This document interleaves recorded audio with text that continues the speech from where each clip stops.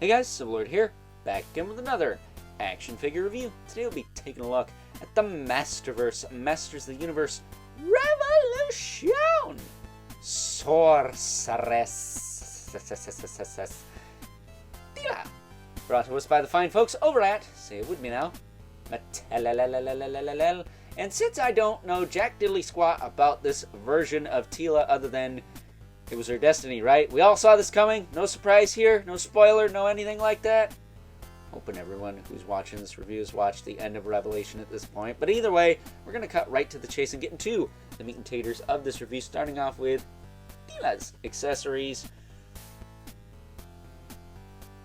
She comes with a pair of alternate hands, a spellcasting hand for the right side, and a grip hand for the left.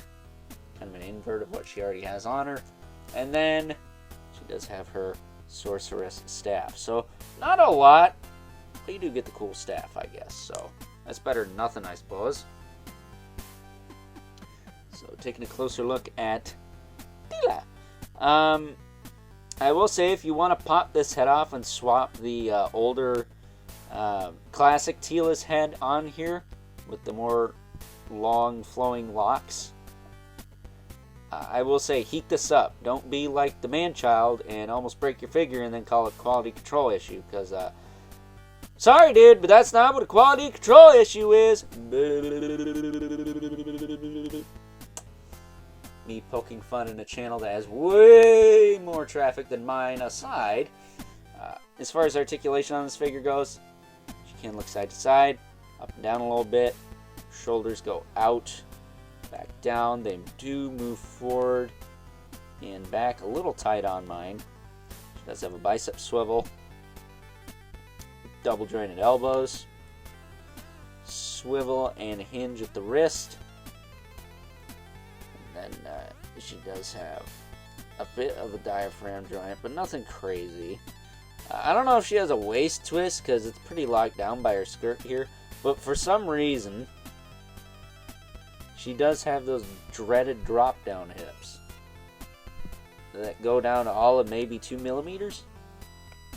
But they definitely work on both sides, so I guess that's a plus.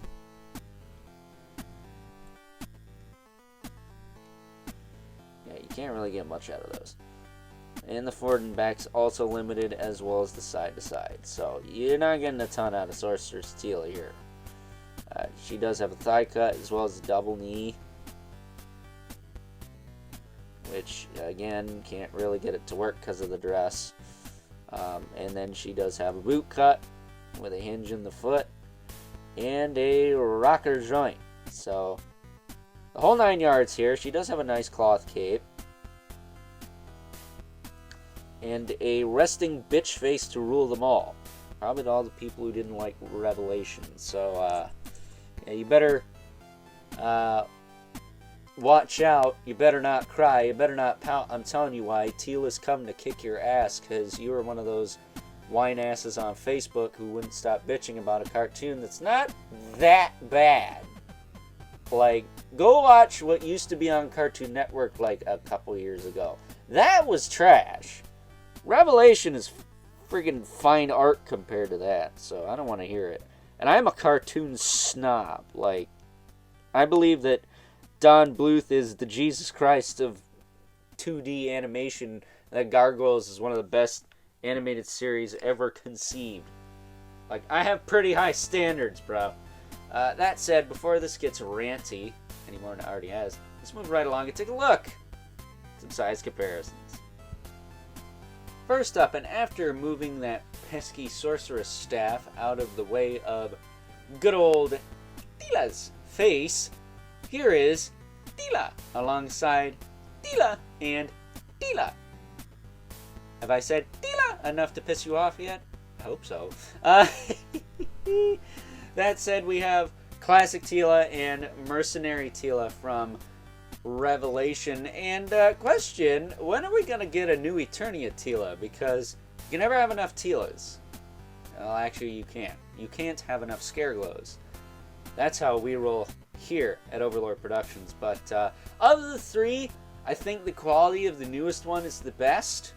She has probably the tightest joints and a better, what's the word I'm looking for, implemented joints, because she has the new torso articulation, whereas the classic Teela does not.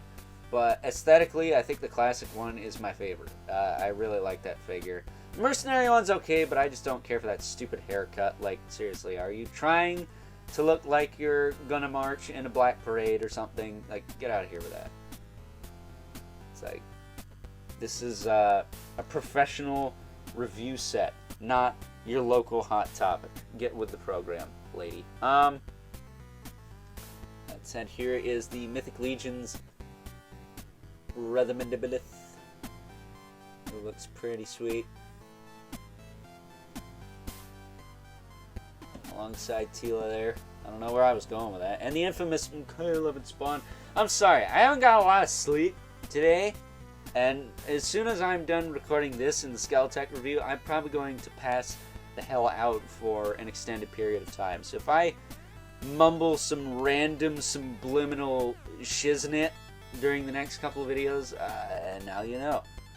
And I'm also all out of Mountain Dews to give me that Energizer Bunny charge I need to keep going and going and going and going. Why don't we just cut right to the chase and wrap things up with some final thoughts before I say something stupid, alright?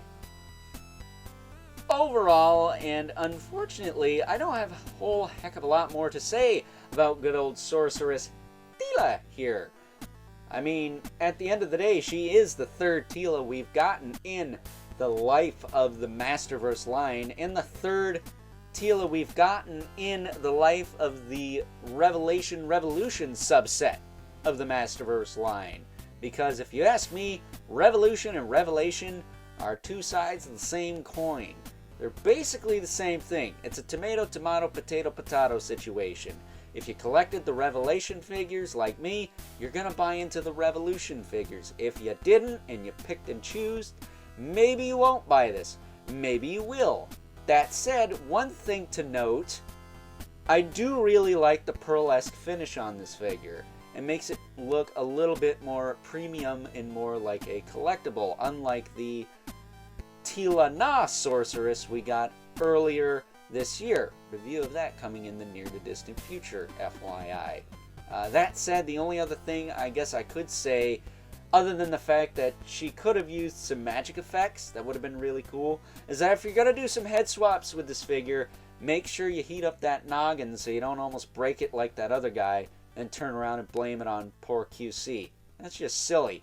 So with that being said, I hope you guys enjoyed this review, for what it's worth anyways, and until next time, I'll catch you guys later.